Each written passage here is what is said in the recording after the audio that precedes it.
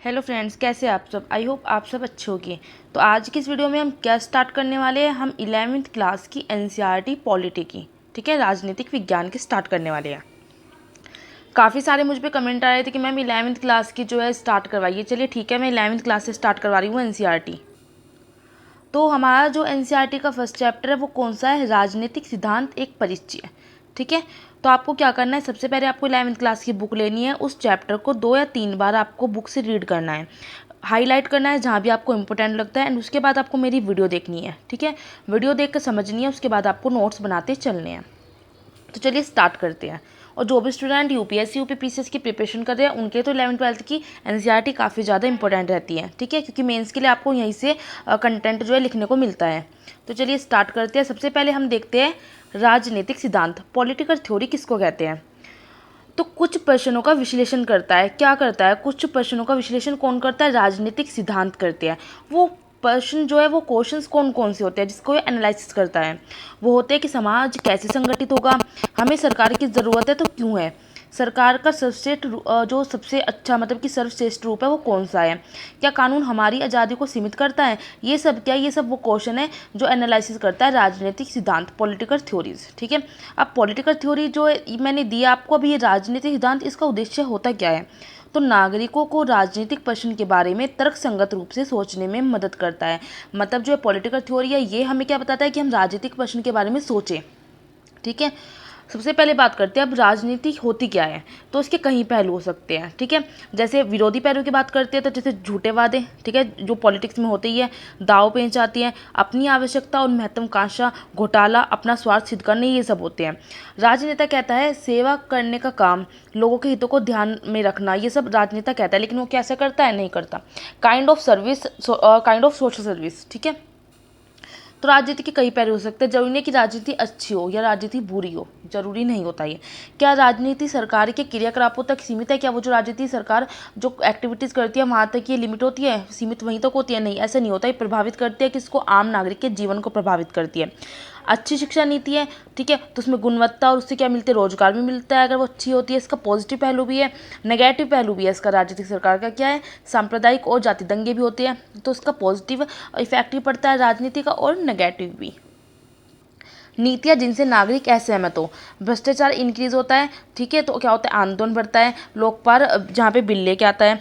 महात्मा गांधी की बात करते हैं तो राजनीति ने हमें सांप की कुंडली की तरह जकड़ रखा है और इससे जूझने के सिवाय कोई अन्य रास्ता नहीं है। यह कथन किसने कहा, एग्जाम में आता है, तो यह महात्मा गांधी ने कहा है, ठीक है। उन्होंने कहा है कि राजनीति ने हमें सांप की कुंडली की तरह जकड़ रखा और इससे जूझने के सिवाय कोई अन्य रास्ता नहीं है। एग्जाम में आ सकता है कि यह कथन किसने कहा, आपको चारों ऑप्शन दे देगा, तो आपको रखना है महात्मा गांधी जी ने कहा है। राजनीतिक सिद्धांत में हम क्या पढ़ते हैं, सबसे पहली बात, निश्चित मूल्य और सिद्धांतों ने जनता को प्रोत्साहित किया है, ठीक है। निश्चित मूल्य और सिद्धांतों ने क्या किया है, जनता को अपनी तरफ अट्रैक्ट किया है।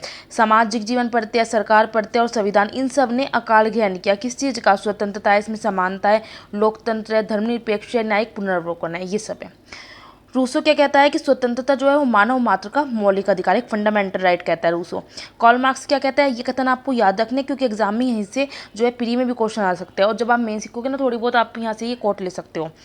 कार्ल मार्क्स क्या कहते हैं कि समानता भी उतनी निर्णायक है जितनी कि हमारी फ्रीडम, हमारी स्वतंत्रता है, ठीक है। गांधी जी ने पुस्तक जो उनकी हिंद स्वराज एक पुस्तक है गांधी जी की, उन्होंने उसमें लिखा है कि वास्तविक स्वतंत्रता या स्वराज अर्थ की उन्होंने विवेचना की है, वास्तविक स्वतंत्रता या स्वराज के अर्थ की उन्होंने विवेचना की है हिंद स्वराज पुस्तक में गांधी जी ने।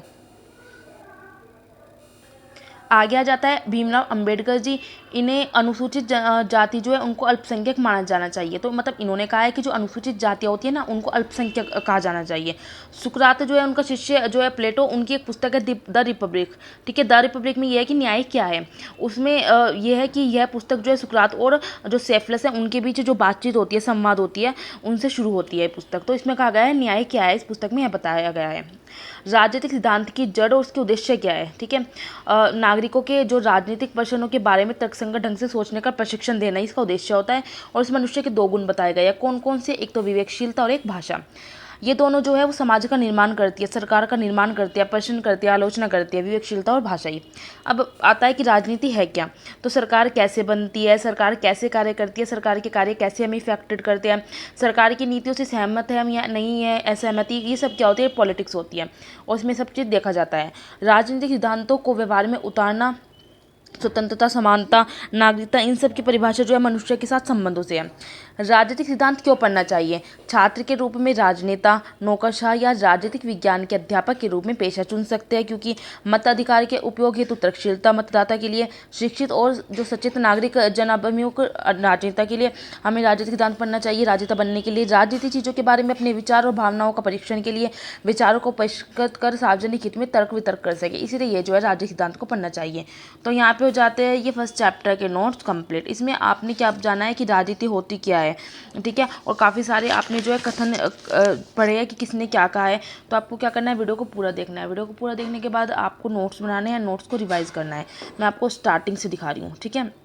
अच्छा चैप्टर, इस चैप्टर में ज़्यादा नहीं, बस आपको क्या पढ़ने को मिलता है कि राजनीति के बारे में, कि वो अच्छी है या बुरी है, क्योंकि राजनीति जरूरी नहीं है कि इसके पॉजिटिव इफेक्ट हो सकता है नेगेटिव इफेक्ट, वैसे तो सब नेगेटिव ही देखते हैं, लेकिन जरूरी नहीं कि नेगेटिव इफेक्ट भी हो, पॉजिटिव भी है इसमें, ठीक है। जैसे कि मैंने आपको इसमें बताया है पॉजिटिव नेगेटिव इफेक्ट मैंने जैसे कि बताया आपको, ठीक है।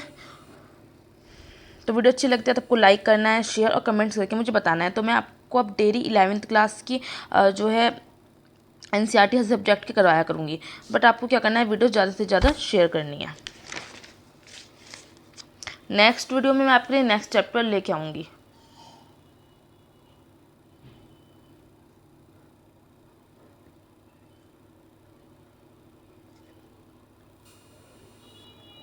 नोट्स आपको जरूर बनाने हैं, क्योंकि बिना नोट्स के कोई फ़ायदा नहीं होता वीडियो देखने का, ठीक है। चलिए मिलते हैं अब हम नेक्स्ट वीडियो में।